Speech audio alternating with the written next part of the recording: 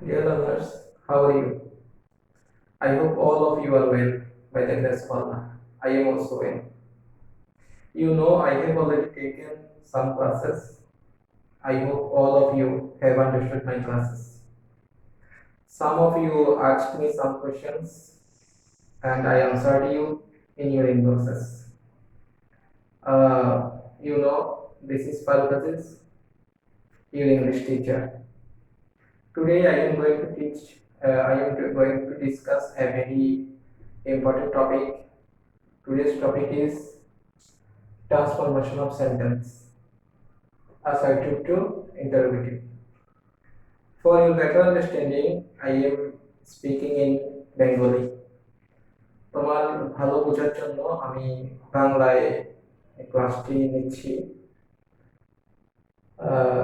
Assertive two interrogative, আমাদেরকে আগে বুঝতে হবে অ্যাসার্টিভ বাক্য কি এবং ইন্টারোগেটিভ বাক্য কি। অ্যাসার্টিভ বাক্য মানে হচ্ছে সাধারণ বাক্য, আর ইন্টারোগেটিভ মানে হচ্ছে প্রশ্নবোধক বাক্য। তাহলে একটি সাধারণ বাক্যকে কিভাবে আমরা প্রশ্নবোধক করতে পারি, আমরা আজকে ওই বিষয়ে আলোচনা করবো। তোমার জন্য এটি খুবই গুরুত্বপূর্ণ। ষষ্ঠ শ্রেণী থেকে দশম শ্রেণী পর্যন্ত সকল ক্লাসেই তোমরা জানো এটা পড়ানো হয়ে থাকে। এমনকি জিএসসি পরীক্ষা, এমনকি এসএসসি পরীক্ষা, সবগুলো পরীক্ষাতে এখান থেকে প্রশ্ন আসে। ওই হিসেবে এই টপিকটি খুবই গুরুত্বপূর্ণ। তাহলে সর্বপ্রথমে তোমাদের অ্যাসার্টিভ থেকে ইন্টারোগেটিভ সেন্টেন্সে রূপান্তর করার সময় তোমাদেরকে সবার আগে একটি কথা মনে রাখতে হবে, সেটি হচ্ছে এক নম্বর কথা হচ্ছে হ্যাঁ বোধক বাক্যের প্রশ্ন না বোধক হবে এবং না বোধক বাক্যের প্রশ্ন হ্যাঁ বোধক হবে। এটি সবার আগে তোমাদেরকে মনে রাখতে হবে। হ্যাঁ বোধক বাক্যের প্রশ্ন না বোধক ও না বোধক বাক্যের প্রশ্ন হ্যাঁ বোধক হবে। সবার আগে এই লাইনটি যদি মুখস্থ রাখো, তাহলে তোমার অ্যাসার্টিভ সেন্টেন্স থেকে ইন্টারোগেটিভ সেন্টেন্সে রূপান্তর করা অনেকটাই সহজ হয়ে যাবে। যেমন আমি তোমাদেরকে একটা এক্সাম্পল দিচ্ছি, হি ইজ আ গুড বয়। তাহলে তোমরা জানো এটা হচ্ছে একটি অ্যাসার্টিভ সেন্টেন্স। অ্যাসার্টিভ সেন্টেন্স এটাকে আমরা ইন্টারোগেটিভ সেন্টেন্সে কিভাবে করব? এটি দেখছো, এটি হচ্ছে হ্যাঁ বোধক বাক্য অর্থাৎ অ্যাফার্মেটিভ সেন্টেন্স। দ্যাট মিন্স এখানে কোনো না বোধক কোনো শব্দ নেই, এই জন্য এটি হচ্ছে একটি হ্যাঁ বোধক বাক্য। তাহলে হ্যাঁ বোধক বাক্যের প্রশ্ন না বোধক হবে এবং না বোধক বাক্যের প্রশ্ন হ্যাঁ বোধক হবে। এখানে দেখো ভার্ব হচ্ছে ইজ, তাহলে ইজকে আমরা আগে নিয়ে আসবো। ইজকে আগে নিয়ে আসবো, যেহেতু আমরা আগে বলেছি হ্যাঁ বোধক বাক্যের প্রশ্ন না বোধক হবে, তাহলে ইজ হবে ইজেন্ট। তাহলে ইজেন্ট, তাহলে ইজ আগে চলে আসছে ইজেন্ট হিসেবে। আর বাকি কি থাকলো? He a good boy. Isn't he a good boy, শেষে অবশ্যই প্রশ্নবোধক চিহ্ন দিতে হবে। আর পাশাপাশি আমি আরেকটা এক্সাম্পল দেই, আমি যদি বলি he is not a good বয়, তোমার জন্য এটি হচ্ছে একটি সাধারণ বাক্য, কিন্তু এটি হচ্ছে একটি নাবোধক বাক্য, অর্থাৎ এখানে নট আছে।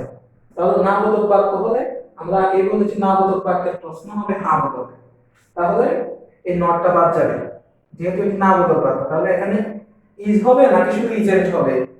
এখানে ইজ হবে শুধু, কারণ এটি হচ্ছে নাবোধক বাক্য ছিল, এই জন্য প্রশ্ন হচ্ছে হ্যাঁ বোধক। ইজের সাথে আর নট যুক্ত হয়নি। ইজ হি আ গুড বয়। আশা করি তোমরা প্রত্যেকেই এটি বুঝতে পেরেছো। তোমরা আরেকটি জিনিস খেয়াল করো, সেটি হচ্ছে এখানে ইজ ছিল, এই জন্য আমি ইজকে আগে নিয়ে আসছি। এখানে ইজ ছিল, এই জন্য আমি ইজকে আগে নিয়ে আসছি। এখন তোমাদের প্রশ্ন হচ্ছে সবসময় তো ইজ নাও থাকতে পারে, কখন আমরা কি আগে নিয়ে আসবো? তোমরা জানো যে অক্সিলারি ভার্ব কত প্রকার? 4 প্রকার। প্রথম হচ্ছে টু বি ভার্ব, তারপর হচ্ছে to do verb, to have verb, modal auxiliary.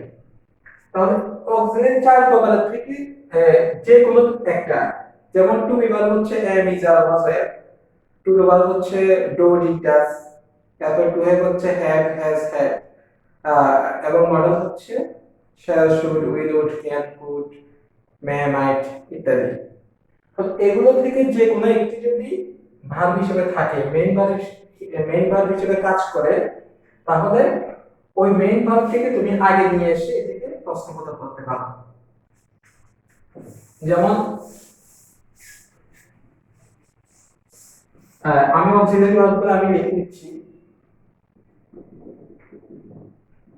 Auxiliary verbs,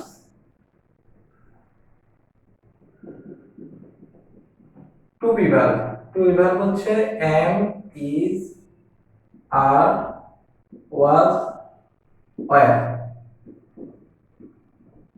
two do verb, to do verb হচ্ছে ডু ডিড ডাজ। তারপর to have verb, to have verb have has had. এবং modal auxiliary, modal modal হচ্ছে shall should will would can could ইত্যাদি। এগুলো থেকে যেটি verb হিসেবে থাকে অর্থাৎ সাবজেক্টের পরে থাকে, তুমি যেটি থাকুক না কেন ওইটিকে তুমি সবার আগে যদি নিয়ে আসো তাহলে এটিকে ইন্টারোগেটিভ করা সম্ভব।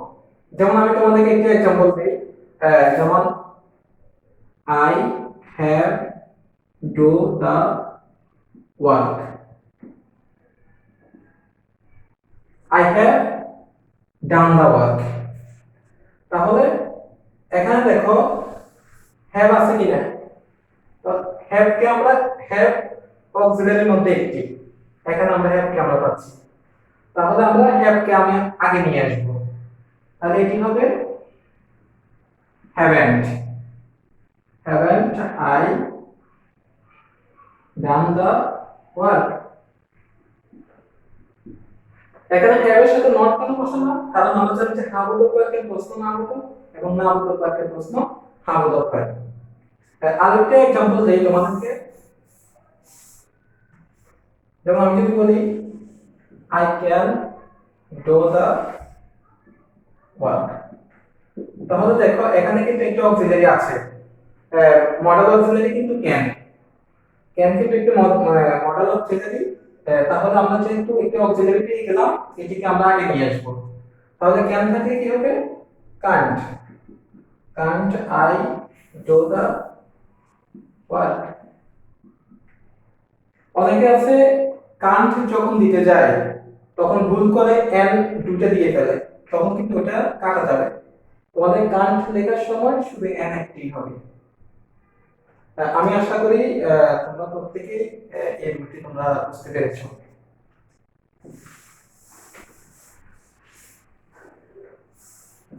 এখন প্রশ্ন হচ্ছে স্যার যদি সাবজেক্টের পরে অক্সিলারি যদি না থাকে, যদি সরাসরি মেইন ভার্ব যদি থাকে, তাহলে আমরা কি করব? যেমন ইট, ডো, রাইট, প্লে, স্লিপ, এমন ভার্বগুলো যদি থাকে তখন আমরা কি করব? যেমন আমি যদি বলি যে হি ইটস রাইস, আমি যদি বলি যে হি এট রাইস, আমি যদি বলি যে দে ইট রাইস, তাহলে এখানে দেখো am is are was were have has had shall should will would can could may might ইত্যাদি কিছুই নাই ভার্ব হিসেবে, সরাসরি একটা মেইন ভার্ব।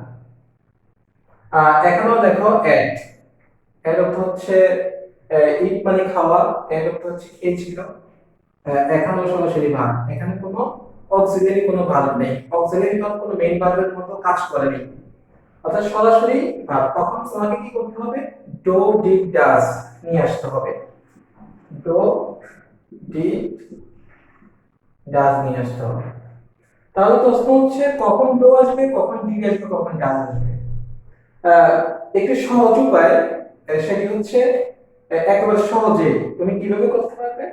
এখানে দেখো ইট, এখানে আছে ইটস, এখানে আছে এট, এখানে আছে ইট। তোমরা দেখো এই তিনটি ভার্বের সাথে কোনটির সাথে এস আছে তোমরা বলো। তাহলে আমরা দেখি যে এটির সাথে এস আছে। তাহলে এখন ডো ডিড ডাজ কার সাথে এস আছে? অবশ্যই ডাজের সাথে। যদি দেখো যে ভার্বের সাথে এস আছে, তখন তুমি এখান থেকে ডাজ নিয়ে আসতে হবে। তাহলে এখানে কি হবে, ডাজ হবে নাকি ডাজেন্ট হবে? অবশ্যই ডাজেন্ট হবে, কারণ আমি আগেই বলেছি হ্যাবোধক বাক্যের প্রশ্ন না বোধক হবে। তাহলে এখানে কি হবে, doesn't. He eat rice, eat rice প্রশ্নবোধক হবে। এখানে অনেকে আরেকটা ভুল করে, সেটা হচ্ছে এই এস, এখানে ডাজটা দেওয়ার মাধ্যমে এসটা কিন্তু ডাজের ভিতরে চলে গেছে, এই জন্য এখানে আর এস হয়নি, শুধু ইট হয়েছে। তেমনি ভাবে এখন তোমরা দেখো ইটের ফার্স্ট ফর্ম হচ্ছে এট, মানে এটা বি টু ফার্স্ট ফর্ম। এখন তোমরাই বলো ডো এবং ডিড এর মধ্যে কোনটি ফার্স্ট ফর্ম, কোনটি ভি টু? অবশ্যই তোমরা বলবে ডিড হচ্ছে ভি টু।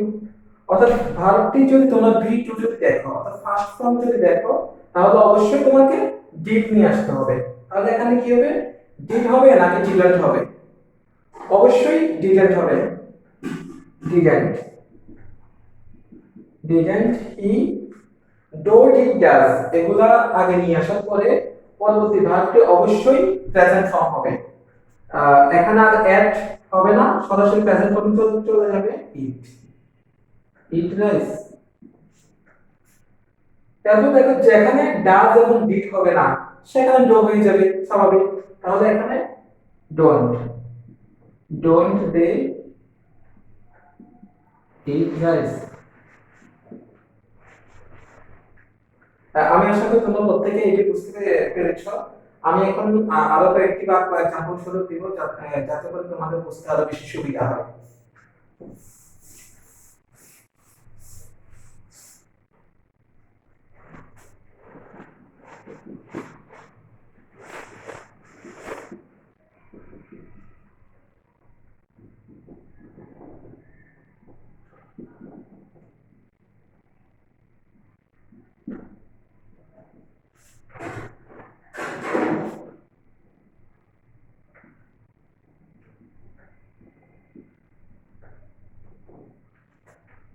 তোমরা দেখো এখানে ভার্বের শেষে এস আছে, তাহলে আগে নিয়ম অনুযায়ী ডো ডিড ডাজ কোনটি আসবে? অবশ্যই ডাজ আসবে। ডাজেন্ট হি, যেহেতু এখানে এস আছে আর ডাজ আসার কারণে এখানে এস কি বাদ যাবে, তাহলে প্লে, প্লে ওয়েল। এখানে দে ওন দা গেম, তাহলে উইন, উইনের ফার্স্ট ফর্ম হচ্ছে ওন, তাহলে এটি হচ্ছে বি টু, তার মানে এখানে ডিড আসবে। ডিডেন্ট দে, তাহলে এটি যেহেতু বি টু ছিল, ডিড আসার কারণে এখানে বি ওয়ান হয়ে যাবে, তাহলে উইন, উইন, উইন হচ্ছে বি ওয়ান। এটি বি টু ছিল, ডিড আসার কারণে এটি বি ওয়ান হয়ে গেল, উইন, উইন দা গেম। তেমনি ভাবে হেল্প, আমরা জানি যে সর্বশেষে ইডি বা ডি বা টি এগুলো যদি থাকে, তাহলে ফার্স্ট ফর্ম চেনার অন্যতম একটি উপায় হচ্ছে সর্বশেষে ইডি বা ডি থাকে। অর্থাৎ এটি হচ্ছে এখন বি টু তে আছে, হেল্পের বি টু, অর্থাৎ ফার্স্ট ফর্ম হচ্ছে হেল্প। তাহলে এখানে didn't, didn't he help me. আমি আশা করি তোমরা সকলেই এটি বুঝতে পেরেছো।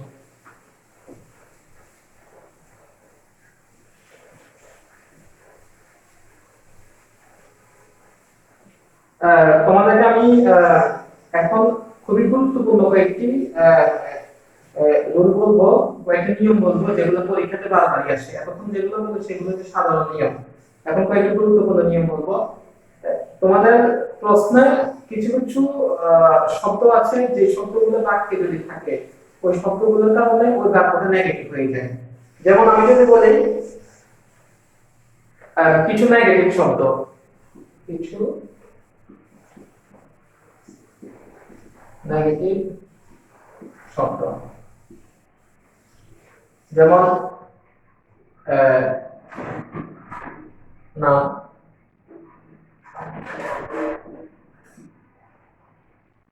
nobody, nothing,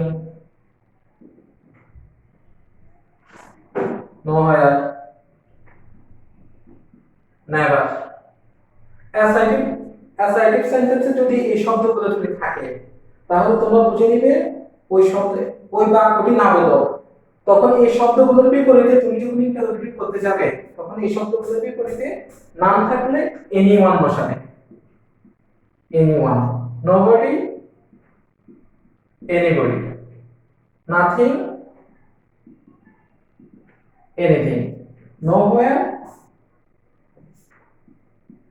any where, never, ever.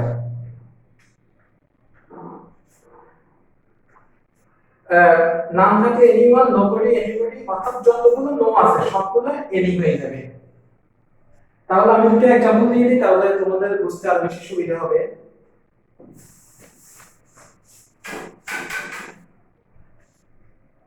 যেমন আমি যদি বলি যে I shall never forget you, এটি হচ্ছে একটি অ্যাসার্টিভ সেন্টেন্স। তাহলে এটিকে যদি আমরা ইন্টারোগেটিভ সেন্টেন্সে রূপান্তর করি তাহলে আমাদের কি হবে? তোমরা জানো হ্যাঁ-বোধক বাক্যের প্রশ্ন না-বোধক এবং না-বোধক বাক্যের প্রশ্ন হ্যাঁ-বোধক হয়। যেমন নেভার, এটি এই শব্দটি থাকার কারণে বাক্যটি না-বোধক হয়ে গেল। তাহলে এটি প্রশ্ন অবশ্যই হ্যাঁ-বোধক হবে। তাহলে এটিকে শ্যাল হবে নাকি শান্ট হবে? শ্যালের সাথে নট যুক্ত হবে, অবশ্যই শ্যাল হবে। তাহলে শ্যাল আই, নেভার থেকে কি হবে? এভার, এভার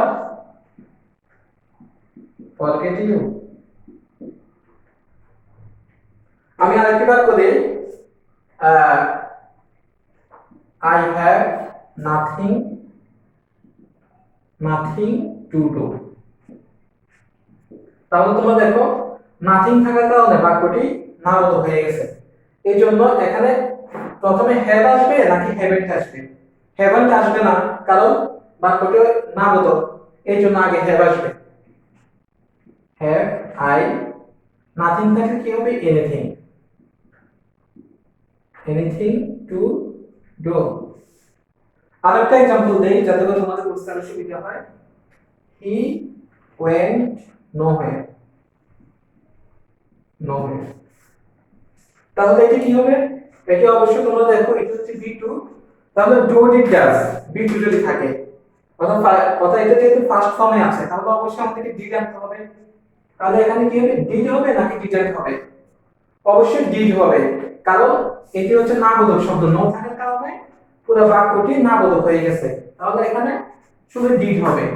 ডিড হি, আর যেহেতু ডিড আসছে এই জন্য এখানে এটি বি2 ছিল, ডিড আসার কারণে এটি এখন বি1 হয়ে গেছে। ডিড হি গো, এটি হচ্ছে বি1। গো এনিহোয়্যার, এনিহোয়্যার। আমি আশা করি তোমরা প্রত্যেকেই এটি বুঝতে পেরেছো।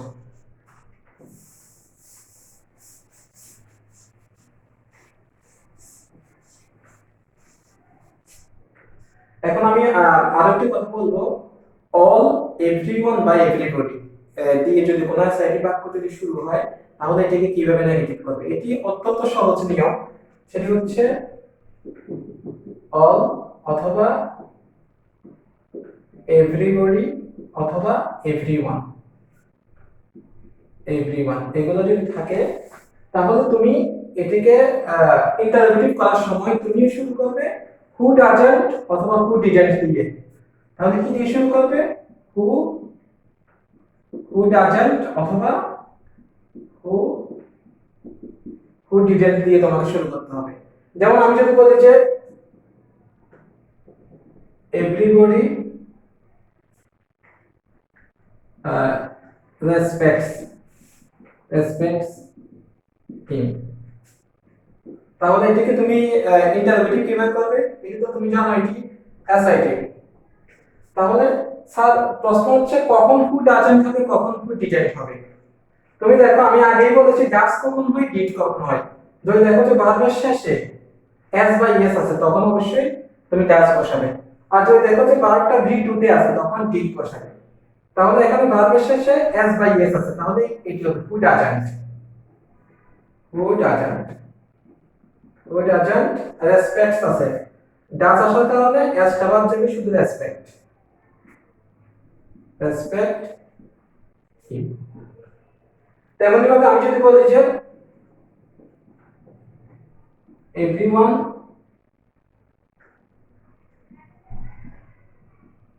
হেল্প মি, তাহলে তোমরাই বলো এটা কি হু ডাজন্ট হবে নাকি হু ডিডন্ট হবে। যেহেতু এটি B2 তাহলে ডাজ হবে নাকি ডিড হবে, অবশ্যই ডিড হবে, তাহলে এটা হবে হু ডিডন্ট। হু ডিডন্ট ডিড যেহেতু আসছে পরবর্তী ভার্বটি অবশ্যই V1 এ চলে যাবে, হেল্প, হেল্প মি। আশা করি তোমরা প্রত্যেকেই এটি বুঝছো। এমনকি আরেকটি এখন নিয়ম দেখাবো, এটি খুবই গুরুত্বপূর্ণ। এই নিয়ম থেকে জেএসসি এবং এসএসসি তে অনেক প্রশ্নই এসে থাকে। যেমন তোমরা দেখো, যেমন আমি যদি বলি যে নো, যদি নো দিয়ে শুরু হয়, নো অথবা না দিয়ে যদি কোনো সাইডে বাক্য শুরু হয়, এটাকে তুমি ইন্টারোগেটিভ কিভাবে করবে। তখন সরাসরি ইহার সহজ, তুমি শুধুমাত্র নো বা না এর পরিবর্তে তুমি শুধু হু বসিয়ে দিলেই হবে, হু। যেমন আমি যদি বলি যে নান রেসপেক্টস, রেসপেক্টস হিম, তাহলে তুমি কি কি করবে, শুধুমাত্র নান এর পরিবর্তে তুমি হু বসিয়ে দিবে, হু রেসপেক্টস হিম, রেসপেক্টস হিম। আমি যদি বলতে চাই none could help me, none could help me, তাহলে এটি কি হবে, নান আছে শুরু হয়েছে, তাহলে প্রশ্নবোধক আমরা কিভাবে করব, হু দিয়ে, হু কুড হেল্প মি। পাশাপাশি তোমাদেরকে আরেকটি গুরুত্বপূর্ণ রুল, তোমরা হয়তো দেখেছো এভরি, এভরি এর পরে কমন নাউন থাকে, যেমন এভরি মাদার, হ্যাঁ, এভরি সিস্টার, এভরি ম্যান, এগুলো থাকে। তখন তোমাকে যেটি করতে হবে সেটি হচ্ছে every, every plus common noun, common noun. Common noun বলতে এখানে এভরি এর সাথে মাদার থাকতে পারে, মাদার থাকতে পারে, ম্যান থাকতে পারে, বা সিস্টার থাকতে পারে, সিস্টার থাকতে পারে। এইভাবে যদি কোনো কমন নাউন যদি থাকে তাহলে তুমি এটাকে ইন্টারোগেটিভ করার সময় তোমাকে যেটি করতে হবে সেটি হচ্ছে এভরি এর পরিবর্তে ইজ দেয়ার এনি দিয়ে শুরু করতে হবে, ইজ দেয়ার, দেয়ার এনি, এরপরে খালি ঘর, আবার হু ডাজন্ট বসাতে হবে, হু ডাজন্ট, হু ডাজন্ট। তাহলে খালি ঘরে কি হবে, ওই কমন নাউনটি হবে। যেমন আমি যদি একটি एग्जांपल দিই তাহলে তুমি বুঝে যাবে, every mother, mother loves her child. তাহলে এভরি এর পরে এভরিওয়ান বা এভরিবডি নেই, এখানে এভরি এর পরে আছে মাদার, দ্যাট মিন্স এটা একটি কমন নাউন। তাহলে এখানে কি কি বসাতে হবে, এভরি এর পরিবর্তে is there any, is there any, every এর পরিবর্তে বসালাম। তাহলে খালি ঘর মানে এভরি এর সাথে যা আছে তা, is there any mother, mother. তাহলে হু ডাজন্ট, এটি স্ট্রাকচার থেকেই আমাদেরকে নিয়ে আসতে হবে, হু ডাজন্ট, হু ডাজন্ট লাভ, এখানে আসছিল এস আর হবে না, লাভ, লাভ হার চাইল্ড। তেমনি ভাবে আমি যদি বলি every man, every man wants to be happy, তাহলে এটা কি হবে এভরি এর পরে করতে হবে is there any, is there any man, তাহলে